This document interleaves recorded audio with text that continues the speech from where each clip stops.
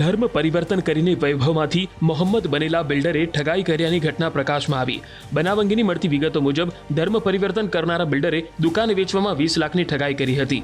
Builder વૈભવ ઉર્ફે રોહિત મિશ્રા ધર્મ પરિવર્તન કરી મેમણ મોહમ્મદ ફૈઝાન બન્યો હતો, જેણે દલાલ સાથે મળી કેટરર્સના કર્મચારી સાથે 20 લાખની છેતરપિંડી આચરી હતી।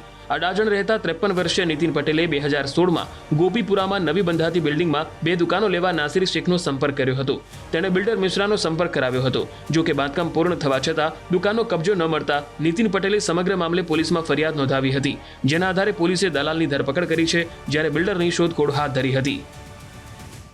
ખાજાદાના દરગાહની નજીક મહિદા રેસિડેન્સી કરીને છે, એની અંદર દુકાનોનો સોદો ફરિયાદીશ્રીએ કરેલ, જેની અંદર દલાલ અને બિલ્ડર આ બંને તેમની સાથે છેતરપિંડી કરેલ અને 20 લાખ રૂપિયા જેવી રકમ પડાવી લીધેલ હોય અને દુકાનોનો દસ્તાવેજ પોતાને કરી દેવાને બદલે અન્ય કોઈ એક વ્યક્તિ જે છે મોહમ્મદ ઉસ્માન મેમણ એમને કરી દીધેલ હોય, જેની અંદર હાલ દલાલ તરીકે નાસિર શેખ નાઓ છે તેમની ધરપકડ કરવામાં આવેલી છે અને બિલ્ડર વૈભવ ઉર્ફે રોહિત રાકેશભાઈ મિશ્રા કે જેમણે હાલમાં ધર્મ પરિવર્તન કરી અને પોતાનું નામ મેમણ મોહમ્મદ ફૈઝાન રાકેશભાઈ મિશ્રા ધારણ કરેલ છે, તેમની ધરપકડ બાકી છે।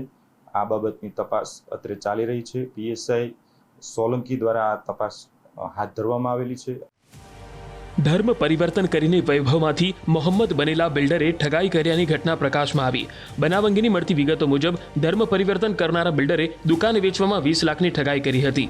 બિલ્ડર વૈભવ ઉર્ફે રોહિત મિશ્રા ધર્મ પરિવર્તન કરી મેમણ મોહમ્મદ ફૈઝાન બન્યો હતો, જેણે દલાલ સાથે મળી કેટરર્સના કર્મચારી સાથે 20 લાખની છેતરપિંડી આચરી હતી। અડાજણ રહેતા 53 વર્ષીય નીતિન પટેલે 2016માં ગોપીપુરામાં નવી બંધાતી બિલ્ડિંગમાં 2 દુકાનો લેવા નાસિર શેખનો સંપર્ક કર્યો હતો।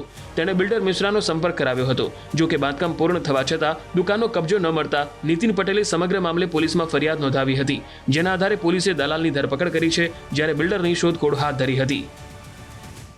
ખાજાદાના દરગાહની નજીક મહિદા રેસિડેન્સી કરીને છે, એની અંદર દુકાનોનો સોદો ફરિયાદીશ્રીએ કરેલ, જેની અંદર દલાલ અને બિલ્ડર આ બંને તેમની સાથે છેતરપિંડી કરેલ અને 20 લાખ રૂપિયા જેવી રકમ પડાવી લીધેલ હોય અને દુકાનોનો દસ્તાવેજ પોતાને કરી દેવાને બદલે અન્ય કોઈ એક વ્યક્તિ જે છે મોહમ્મદ ઉસ્માન મેમણ એમને કરી દીધેલ હોય, જેની અંદર હાલ દલાલ તરીકે નાસિર શેખ નાઓ છે તેમની ધરપકડ કરવામાં આવેલી છે અને બિલ્ડર વૈભવ ઉર્ફે રોહિત રાકેશભાઈ મિશ્રા કે જેમણે હાલમાં ધર્મ પરિવર્તન કરી અને પોતાનું નામ મેમણ મોહમ્મદ ફૈઝાન રાકેશભાઈ મિશ્રા ધારણ કરેલ છે, તેમની ધરપકડ બાકી છે।